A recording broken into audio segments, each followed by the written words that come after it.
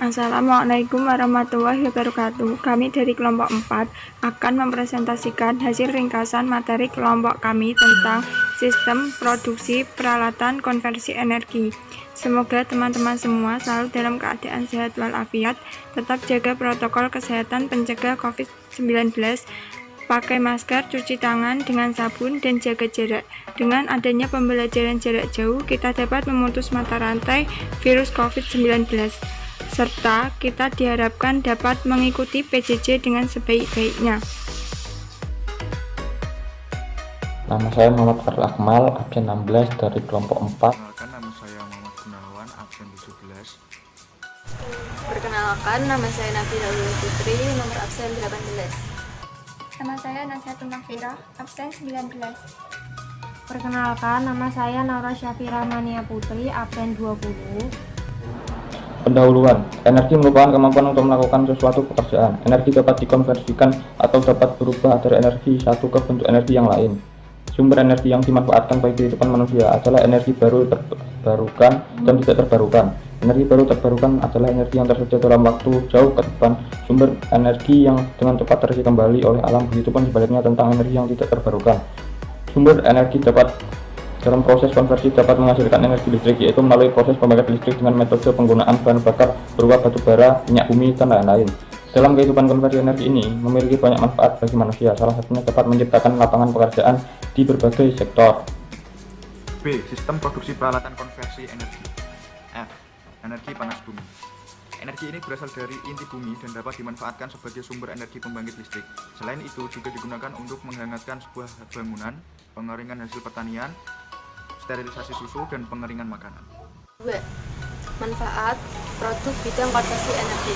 Manfaat produk rekayasa konversi energi adalah sebagai berikut. 1. Keberadaan pembangkit energi listrik terbarukan membantu meningkatkan kemandirian dan kebergantungan terhadap energi fosil dan menjadi penyangga pasokan energi nasional yang ada di masa mendatang.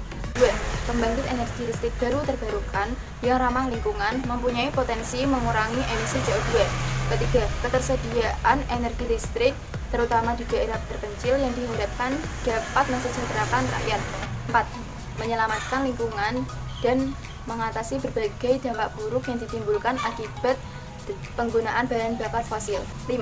Energi listrik yang dihasilkan dapat dimanfaatkan untuk kegiatan-kegiatan produktif pada industri rumah. Misalnya pembuatan es balok untuk pengawetan ikan. Keenam, terciptanya lapangan pekerjaan di berbagai sektor. 3. Potensi produk bidang konversi energi di daerah.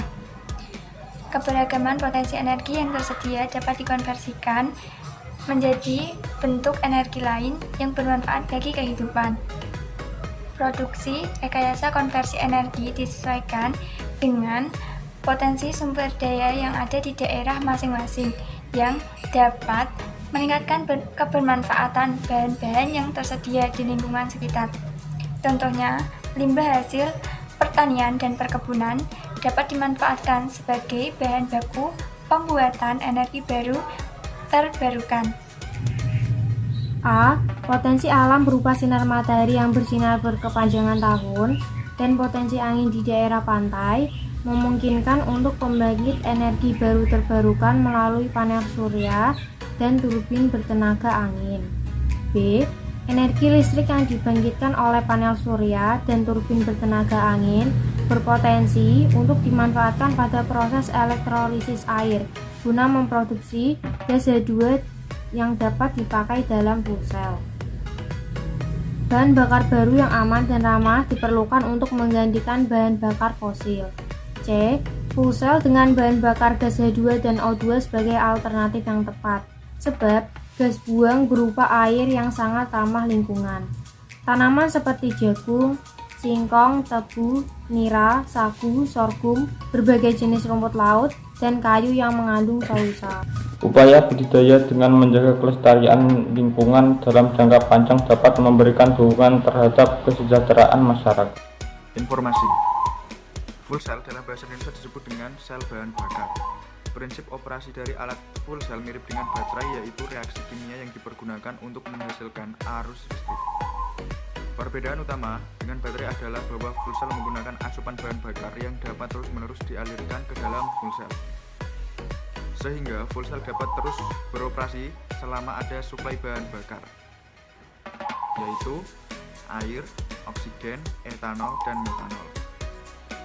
Berbeda dengan baterai, bila bahan kimia yang menjadi sumber energi telah habis, baterai tidak akan lagi menghasilkan energi listrik karena tidak ada asupan bahan bakar yang bisa dimasukkan ke dalam baterai tersebut. Analisa SWOT. Analisis SWOT adalah suatu kejadian terhadap lingkungan internal dan eksternal wirausaha atau perusahaan. Analisis internal lebih menitik beratkan pada kekuatan atau strength dan kelemahan atau weakness, sedangkan analisis eksternal untuk menggali dan mengidentifikasi semua gejala peluang atau opportunity yang ada di masa mendatang serta ancaman dari kemungkinan atau threat adanya persaingan dan calon pesaing. 4. Perencanaan, produksi, rekayasa konversi energi. Pembakaran, pembuatan arang atau pengarangan dengan menggunakan alat pirolisis. Pembuatan arang dapat dimanfaatkan sebagai sumber energi untuk kepentingan kehidupan sehari-hari. Proses pembakaran ini dapat digunakan barang bekas berupa drum yang didesain sedemikian rupa untuk proses pengarangan. 5. Alat dan bahan yang dibutuhkan. Alat pendukung dalam pembuatan arang briket diantaranya A. Alat pirolisis atau drum pembakaran, B. Alat penumbuk, C. Ayakan, D. Wadah pencampuran kanji, E. Pencetak arang briket, F. Alas pengeringan. 6 bahan pendukung pembuatan arang briket diantaranya A. Tepung kanji, B. Air, C. Limbah pertanian yang berupa kulit kakao, kulit durian, kayu bakar, tempurung, limbah tandan sawit, sekam, limbah industri furnitur. Soal 1. Energi panas bumi dapat digunakan sebagai A. Pembangkit listrik, B. Sumber bahan pangan, C. Alat transportasi, D. Bahan baku bangunan, E. Semua benar. Soal nomor 2. Pembakaran pembuatan arang atau pengarangan dengan menggunakan alat A. Alat penumbuk, B. Alat piloris, C. Gunting, D. Alat pemotong, E. Palu. Soal nomor 3. Salah satu alat pendukung arang-arang brisket adalah A. Alat pengering, B. Alat tulis, C. Gunting, D. Lem, E. Kertas. Soal 4. Berikut ini bahan pendukung pembuatan arang-arang brisket, kecuali A. Tepung kanji, B. Air, C. Pasir, D. Limbah pertanian, E. Tinta. Soal 5. Turbin raksasa di tepi laut dapat menghasilkan energi listrik dengan memanfaatkan energi A. Angin, B. Sinar matahari, C. Garam salma air laut, D. Gelombang laut, E. Semua benar. Soal nomor 6. Berikut ini macam-macam konversi energi matahari kecuali A. Matahari menjadi energi otot, B. Matahari menjadi energi angin, C. Matahari menjadi energi air, D. Matahari menjadi energi listrik, E. Matahari menjadi energi uap. Nomor 7.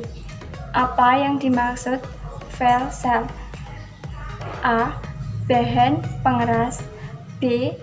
Sel bahan bakar, C. Sel bahan cair, D. Bahan gas, E. Bahan padat. Soal nomor 8. Analisis internal lebih menitik beratkan pada aspek A. Kekuatan saja, B. Kelemahan saja, C. Kekuatan dan peluang, D. Kekuatan dan kelemahan, E. Peluang saja. Soal nomor 9. Analisis SWOT adalah suatu kejadian terhadap lingkungan titik-titik dan titik-titik. A. Rumah dan sekolah, B. Internal dan eksternal, C. Internal dan outdoor, D. Eksternal dan outdoor, E. Salah semua. Soal 10. Di bawah ini yang termasuk analisa eksternal adalah A. Strength and weakness, B. Strength and threat, C. Opportunity and threat, D. Threat and weakness, E. Semua benar.